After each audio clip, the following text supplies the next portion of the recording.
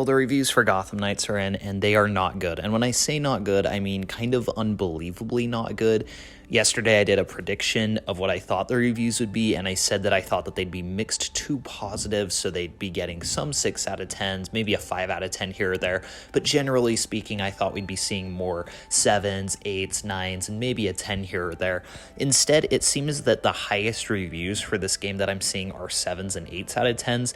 But more generally speaking, and especially from the bigger outlets like IGN and GameSpot, we're seeing 4s and 5s out of 10, which for a big AAA game is kind of rare. It does happen from time to time. But for this game, which has essentially been the highly anticipated follow-up to Arkham Knight since 2015, I know it's a different continuity, but in terms of the progression of Batman in video games, this is the next step. So to see Batman Arkham Knight, which was getting 9s and 10s across the board, to now seeing a game that's getting 4s and 5s, I think is highly concerning. A lot of the things being criticized as well are things that I thought would be the saving grace of this game, and this is very concerning for people like me who are really rooting for this game and the success of this game. One thing that I've said kind of since the beginning of this game's announcement was that marketing could have been better, for sure.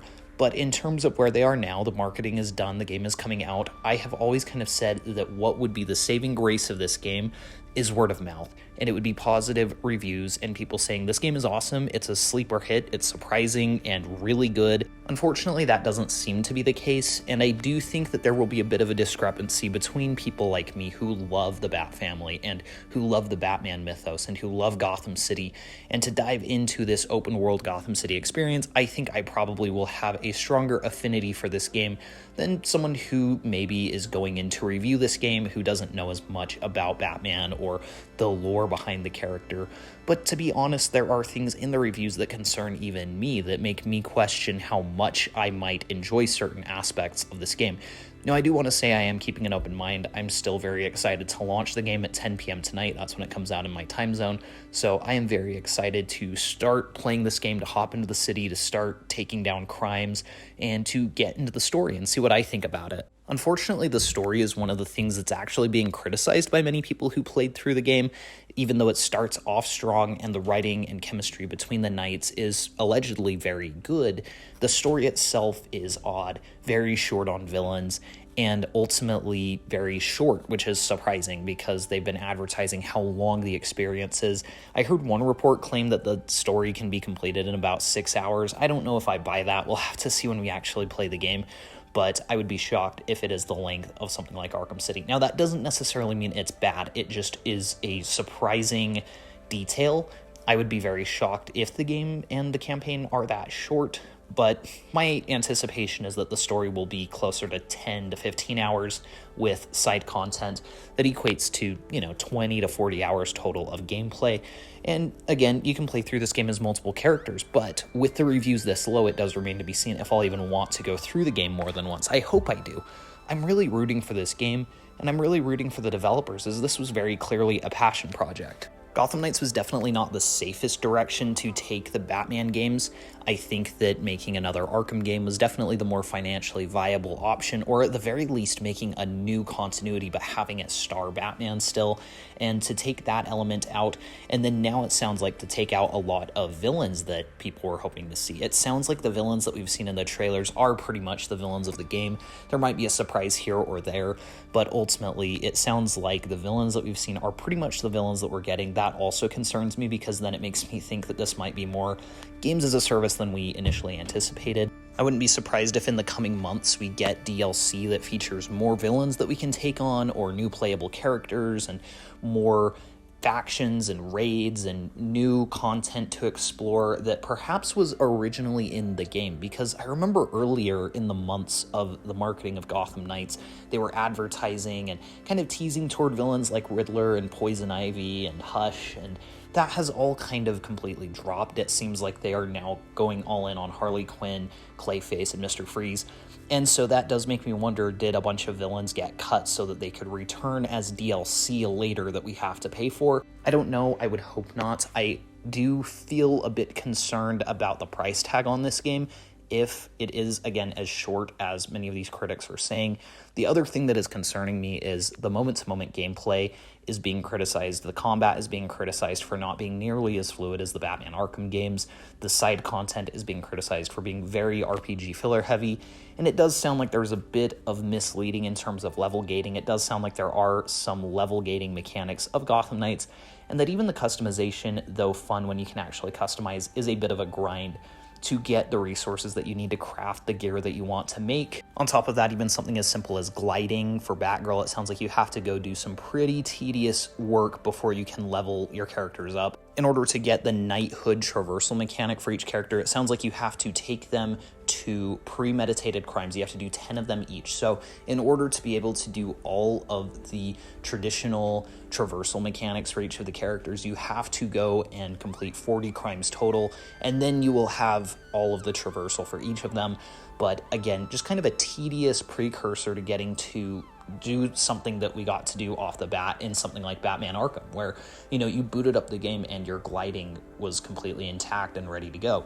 Whereas here now you have to go and you have to complete 10 premeditated crimes, and then you get to glide. That just feels very RPG-ish to me, and to be honest with you, I'm getting kind of tired of the RPG mechanics in video games like Assassin's Creed. I think Red Dead Redemption 2 did it right, and that's something that I wish more developers would look at, as that game has plenty of RPG mechanics, but they hit it in the form of storytelling and customization, rather than having a pop-up menu where you customize something. That game had you go back to camp, you'd go to your wardrobe, and then the menu would pop up, and it just felt true to the world and true to the story, and it added to the role-playing experience, whereas having damage numbers on screen and having a very complex quest system in a menu doesn't really help. And I think, unfortunately, a lot of the mechanics that Gotham Knights doubles down on take away from some of those more fun Arkham mechanics that people really remember fondly from those games. Now, I want to make it very clear that I am not judging this game yet because I haven't played it. I'm just looking at multiple reviews that have not given it good scores. Many outlets are criticizing this game heavily. Again, it looks like it's getting about 50% from most people. There are some that are skewed a little bit more positively, some that are skewed a little bit more negatively. I think the Metacritic score was somewhere around 60 to 70% last I checked, so not like the worst thing in the world, but with that being said, it's certainly a very mixed score. And I hope that I am blown away by this game. I hope I boot it up and am just completely enveloped in the characters and the writing for them and the story that they have to tell. But I would be lying if I didn't say that this is a concerning trajectory for the game, because even if I really love Gotham Knights, this game, I think, lives or dies by word of mouth. And if the reviews aren't good, and if the story is something that really only speaks to really hardcore DC fans, I think that's really concerning, not only for this game in particular, but in terms of what they do next. I think that if the reviews impact sales, the chances of getting Gotham Knights 2 or even elongated DLC for Gotham Knights is pretty limited. But my hope, of course, is that people check out the game and really like it. I really want to like this game. I'm really rooting for it. I want developers to be able to make the games that they want, and Gotham Knights is clearly a game that Warner Brothers Games Montreal was invested in making, and it's the game they wanted to make. And so I really hope I like it. I hope that I see something in it that a lot of these critics aren't seeing in it, and I hope that on a more broad scale, people who play the game enjoy it more than maybe some of these outlets are leading people to believe. But it isn't a great sign that it's getting this panned by critics right now. It is disappointing. And I do just want to make it clear that I am still very excited to boot up this game and try it for myself, and I personally am withholding judgment on it. There's a lot that I'm very excited about, even beyond the game itself. Even if the game itself doesn't necessarily impress me, I'm excited to roam Gotham with friends, have that multiplayer component to it. I'm excited to talk about it with Slickmoff and Salvage and some of those other guys who are going to check it out as well. I think that's going to be really fun, and so overall for the community, I think just having a new game is going to wake it up a little bit. It's kind of slowed down since Arkham Knight was so many years ago. And look, even if Gotham Knights is underwhelming, Suicide Squad Kill the Justice League comes out, that's an Arkham Knight sequel, and then Wonder Woman is coming out probably 2024 would be my guess. So there are more DC games on the horizon that I'm excited to check out as well, and I will be streaming a lot of Gotham Knights. I'm excited to give my thoughts and full review on it once I've checked it out, but those are my thoughts and reactions to the reviews. I do think they're concerning, but they're not a deal breaker. I think they're mixed enough that for some players, these mechanics will work perfectly for them, and I think that to a degree, there's a very individual level that this game will work for some. I think that for many, a lot of the mechanics will feel confusing and not very fluid, but for others, it might be exactly what they're looking for in an open world Gotham City. And I hope that I'm one of those people. I'm very excited to check it out. We will see you guys later. Today, I'm going to be covering this game a lot. So please be sure to like and subscribe if you enjoyed and would like to see more. And we will see you guys in the next one.